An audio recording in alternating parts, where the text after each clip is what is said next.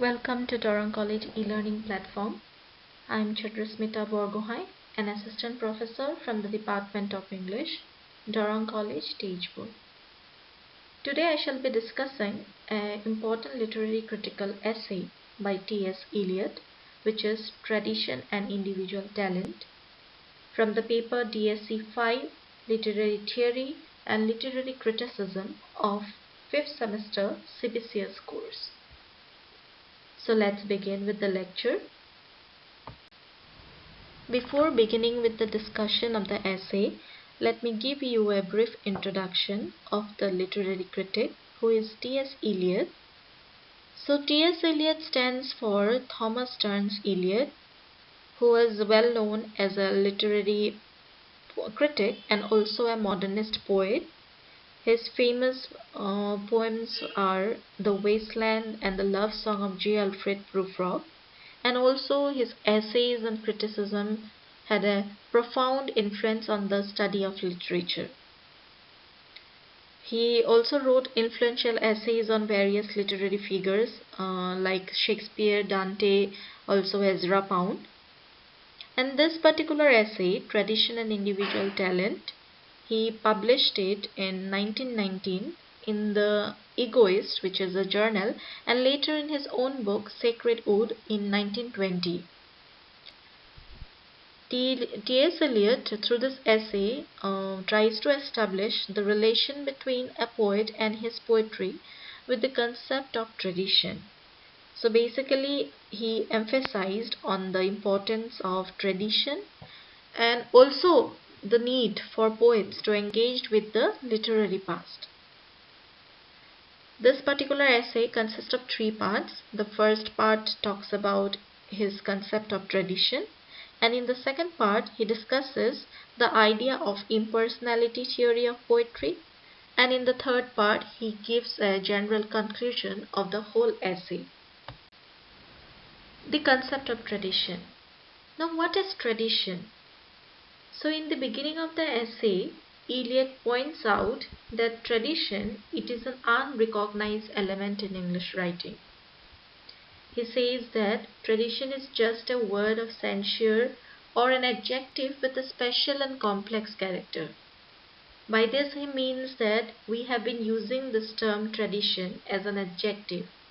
For example, this girl is very traditional, her way of dressing is very traditional, or she follows the tradition of her past generations.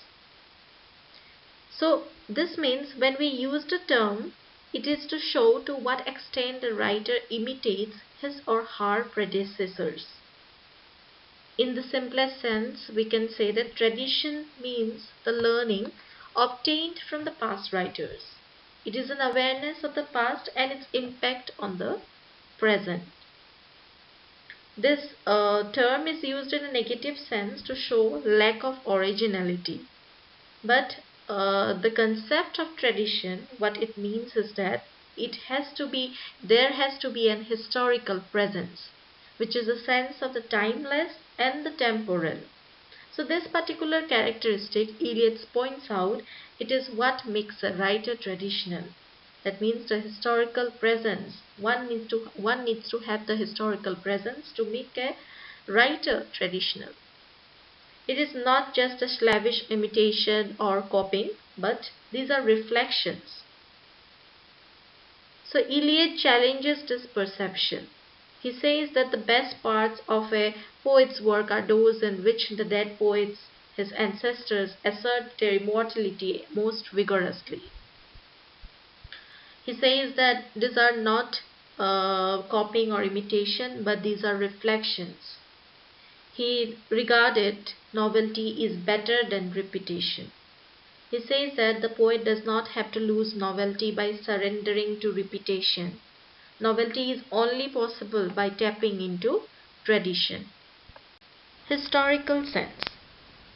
Tradition is not something which can be inherited, but it is obtained by hard labor. This labor is the labor of knowing the past writers. It is the critical labor of shifting the good from the bad and of knowing what is good and useful. and tradition can be obtained only by those who have the historical sense. So Eliot points out that the poet should have a historical sense, not simply resemblance to traditional works, but it is an awareness and understanding of the previous work or the previous writers. A writer is just traditional when he is conscious about his own generation and acutely conscious of his relationship with the writers of the past. One who has the historic sense feels that the whole of the literature of Europe, from Homer down to his own day, including the literature of his own country, forms one continuous literary tradition. So in this particular quote, he says that he realizes that the past exists in the present and that the past and the present form one simultaneous order. So this is the simultaneous order. Eliot also points out to judge the work of a poet and artist, we must compare and contrast his work with the works of the poet and artist in the past. To say in brief, this is the sense of tradition implies a recognition of the continuity of literature. For example, every great poet like Virgil, Dante or Shakespeare, they add something to the literary tradition out of which the future poetry will be written.